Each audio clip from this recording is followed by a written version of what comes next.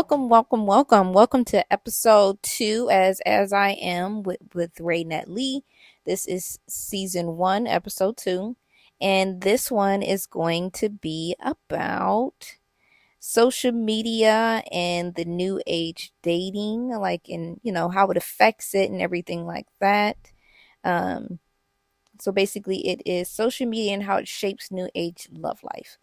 So actually, it's kind of about dating, but more so about how social media kind of brings on expectations of how love life is now. And this one, most of everything that I'm going to be talking about, like I swear all I did was write down. I got like 2 years worth of episodes written down that I just wanted to kind of talk about.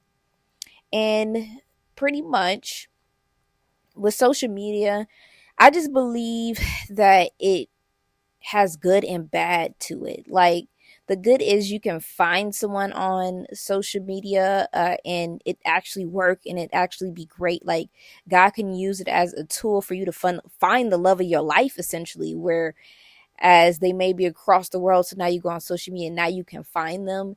But then at the same time, you still have to get to know them. You know what I mean? And that's one of the downsides, is that somebody could portray, something that they're not, which in reality, people do that anyway. To be honest, people do that anyway. Like they portray themselves to be someone or something that they're not a lot of times. So I guess with that particular thing, it's really no difference. Although I have kind of had things happen where I have thought a person was something that they're not too. So it sucked.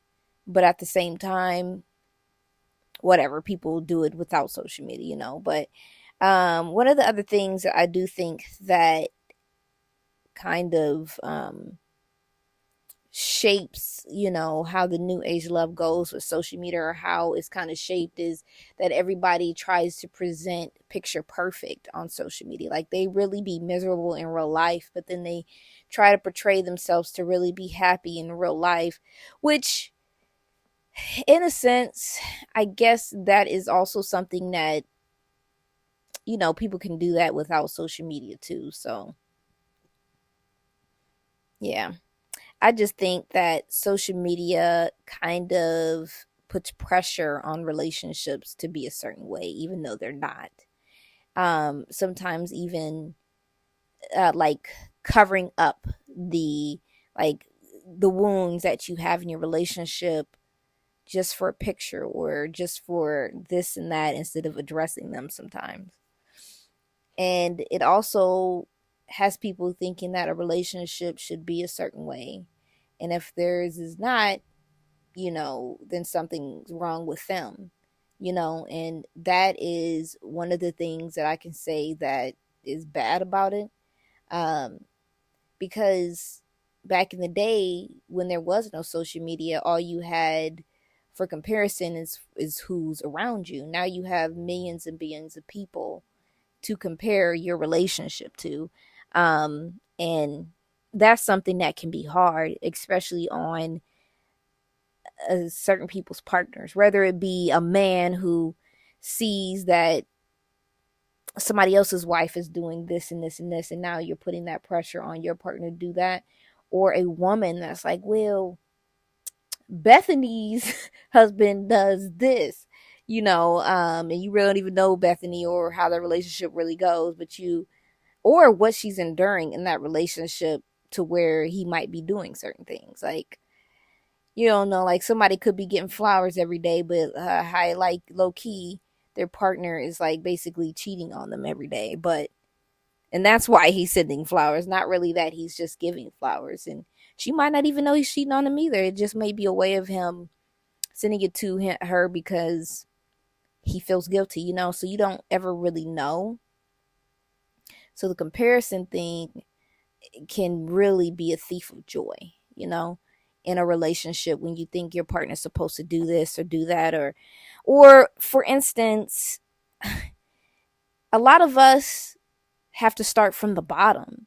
And now we are at this point in where it comes to hypergamy, on expecting a man to already have it together Um, and he could be a really good man, but he's just struggling. And it's not like he's not working or trying, because there is a big difference between a man not working and trying and him just having a struggle. I mean, we as women even struggle sometimes. And now we have people on the internet that you're going through and looking at what they're saying. And now you're like, well, maybe my man's not for me because, we're struggling. And you mess up your blessing because of what other women on the internet are saying that are really actually miserable in their hypergamous relationships. Like they got money, but they're miserable. And a lot of then next thing you know, they got a they on the internet talking about their narcissistic husband because all they cared about was money instead of character. And that's one thing that I could say too about shaping new age dating, because that, or new age love life, uh because it kind of did get me in a chokehold for a while too, but that's going to be another subject about this whole red pill and pink pill thing. It really can get you in a chokehold to where you're not seeing reality as reality. And as much as we all would like somebody who has money, the reality is some of us will have to build with them. You know, you don't necessarily have to carry them. That's not the man that you want, is a man that you have to carry, but you might have to build with them. And it's not really struggle love, because he'll still have all the key components of what a man should, have, besides just money. Like he's kind, he's a leader, he's a man of God, he's has integrity, he has great character. That's my most thing that I'm looking for, is a man of great character.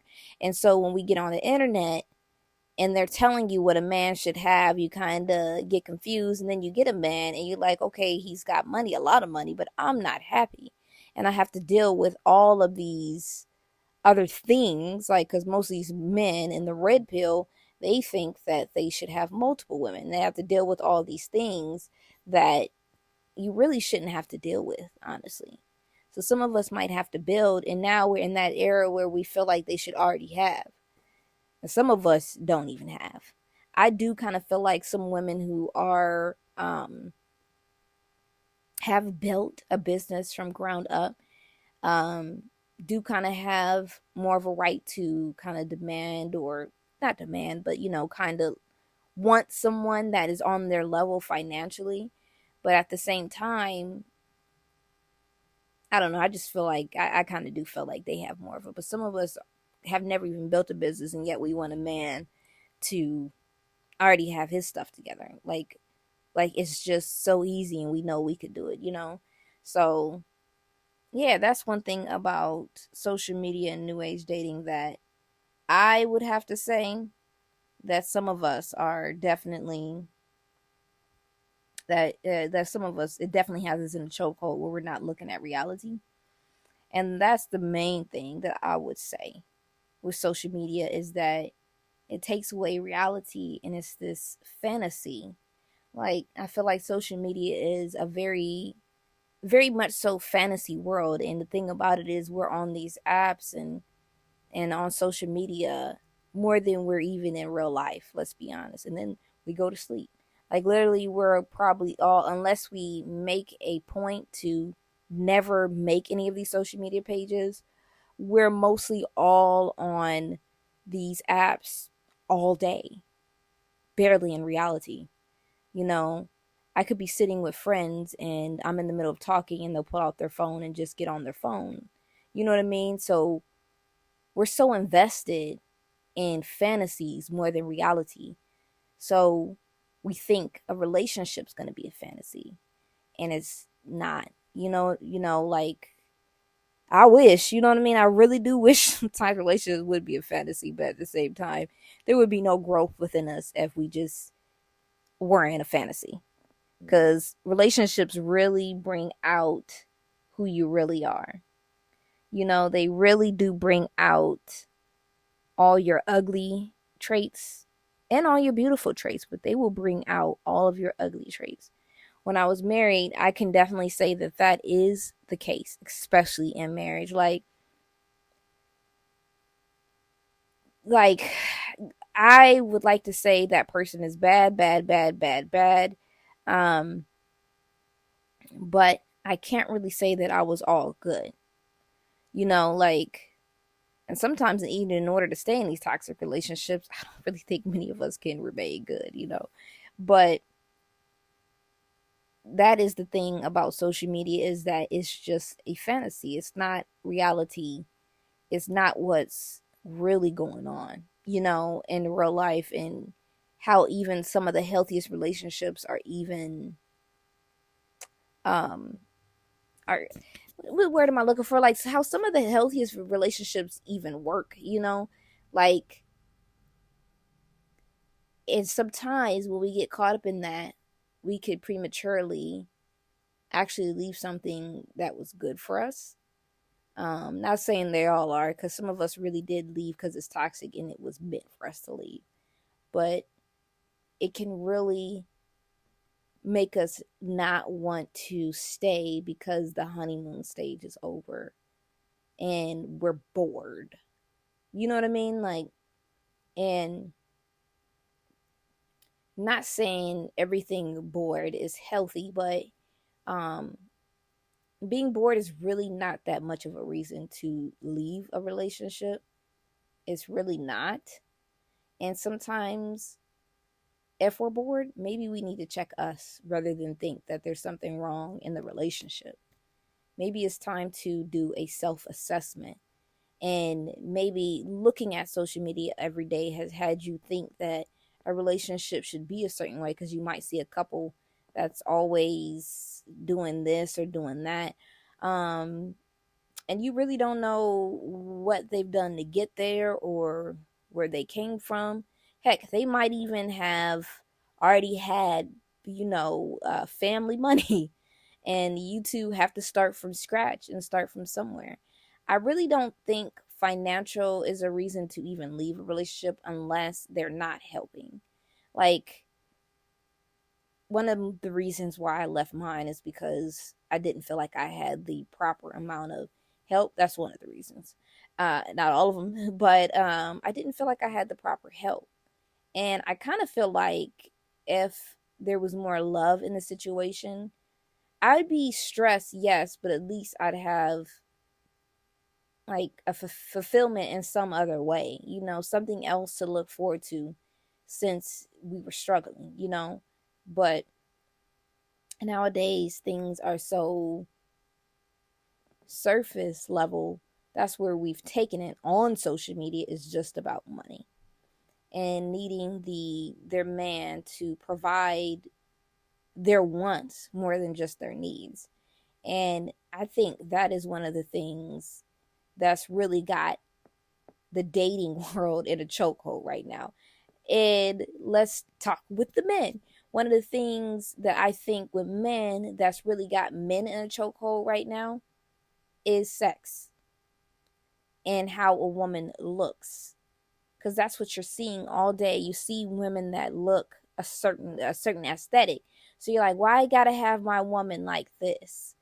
And you're not happy when you have your woman like this. So now you think you need multiple because none of them are satisfying to your emotions, to your well being, speaking life into you, because you're on a social media all day and you're thinking because a woman can make your manhood stand to attention, that's the woman for you and she can excite you. And then you're wondering why you can't be faithful, because that's all she could do, you know? And I do believe on that aspect with men is that, especially in the red pill community, they talk too much on a woman looks like. And I think that really has began to also have dating in a chokehold. Like we're basically squeezing the life out of what real dating and real love looks like on social media, because of all these surface level things that we see every day on social media. And I had kind of a debate with one of my with some family, and I was talking about influence and what it was, because I was just telling them how I have to be careful on what I am putting in my mind, because then I'm starting to have moments where I go back and I'm like, Teresa, where did you learn this from? Because those thoughts are there because I see them multiple times a day. And then with the algorithm, it'll put it'll, it's like, oh, you like to watch this. You might watch it once, but they put another video. Then you watch that. Then you watch that. And when you repetition is learn, like you learn things by repetition, and that is influence, because that then changes how your behavior is, changes the way you kind of think about stuff. Unless you stop it at the door and you don't watch these things, they do have an influence on you. And you start to see yourself thinking like how certain things are thinking. And then it's not even that though, too, on why you might think like that. It's also your experiences. Like when the pink pill community came in, it was right after me and my ex husband had split. And it was talking about her programming, how women need to stop being, with the struggle love and all this other stuff. And it really had me really like, ding, I need a man that's going to do this for me, do that for me, do this for me, do that for me. And then the red pill community came in, right? And I seen these men who we consider to be quote unquote high value, right? Which we mostly focused on money and how a man could take care of you and all this other stuff. And they did say certain character traits, but to be honest, they focused on money. They focused on money and how a woman needs to be divest and go for white, Asian, some other type of man, and but did not focus on his character traits more than anything. Just that we need to go outside of our race because of how black men are acting, da da da, and he needs to have money. But when those men start to actually speak, I realize, I'm like, I don't think I want that. I think that I would be very miserable and rich. And a lot of people want to be rich and that's all they want to be. But for me, I've never really wanted that. I remember even when I was, making a higher amount of money at AT&T as a retailer. And I felt a tinge of emptiness. And it sounds crazy because I know a lot of people wish they could, you know what I mean? And I get that struggling is not great, but at the same time, I wouldn't be happy. So here I am carrying the thoughts of others on them telling me what I need to do, and me subconsciously following it and repeating it. And like, yeah, this is it. And I realized and then I started to kind of have some bitterness and anger towards a lot of things. And then I started to listen to these people again, and I realized they got bitterness, they got anger. And I don't think I want to be like them. And that's the thing about social media, because I'm talking about YouTube, and all of these platforms kind of go together. Like you see YouTube videos on TikTok, you see TikTok videos on YouTube, you see them on Instagram. So they all go together, and and when it's the algorithm, will put them all together. So you'll hear these things multiple times a day, and it's influencing you in dating, in your love life. You probably are angry at, and he is too, at your other women for something because you're hearing the same thing. And it was just this one woman that confirmed it for you. Maybe two or three, but two or three out of a whole billion other people on this earth. A lot of people who don't even have social media aren't like that, and that's another thing that social media does, is it puts everybody in a box when there's so much more, so much diversity in this world. Not even just by just me talking about race. Like there's so much more, so many more people who think differently, and a lot of them are not on the internet. And one of the things that I was talking to a associate of mine about is I was telling her about how I just feel like the war between black women and black men is just really bothering me. I'm tired of seeing it. And she was just like, what you're seeing is your world, but it is not the world. You know, like there's so much more going on out there beyond your neighborhood, beyond your country, beyond your continent. There's so much more going on out there. And what the internet kind of does, even with the algorithm, is it puts everything in a box and then you're thinking everybody is the same and they're not. And that really can affect your love life. It really can because um everybody is different. Everybody's not the same. And here you are bitter about something that one person did, and you're getting confirmation based on the internet when it's really not it's just really not reality. It's your reality, but it's not the only reality on this earth, in this world, on this universe. It's just not. And that's one of the things that I realized was affecting the way that I was seeing myself and the way that I was seeing men even. I remember in December I was asked if I was ready to date, and I honestly answered no, because I feel like I still see everybody, like I still see men in this box, and I don't want to.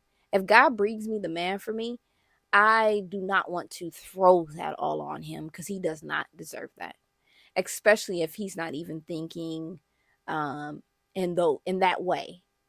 Like if he's not thinking like the rest of the men that I've seen are thinking, he does not deserve that. He deserves someone who has a clean slate. And I literally have not been on the internet like that. Don't have a Facebook.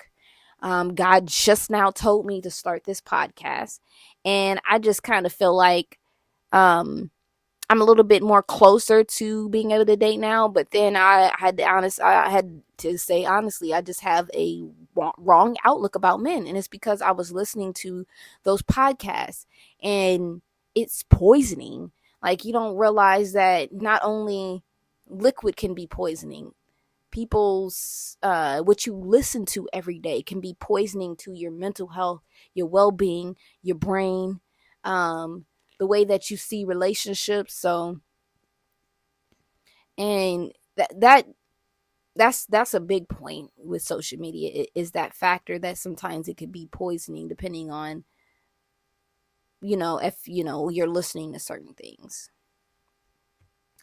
And I really came into this podcast I wrote down not a thing, and I'm recording it a day before I'm releasing it, and I was supposed to do it Sunday. I just really want to follow God's instructions, but to be honest with y'all, I've been kind of falling short a little bit. But yeah, that's pretty much all I have to say about it, really. When I wrote it down, I completely forgot what I really was going to say. Well, anyway, I think that's all I have to say about this subject. There wasn't really that much. Next week, I think I want to do, I don't know. We'll see what I have to talk about next week. But thank you guys once again for listening to my podcast. Please subscribe and like my Instagram at AsIAmwithRaenette.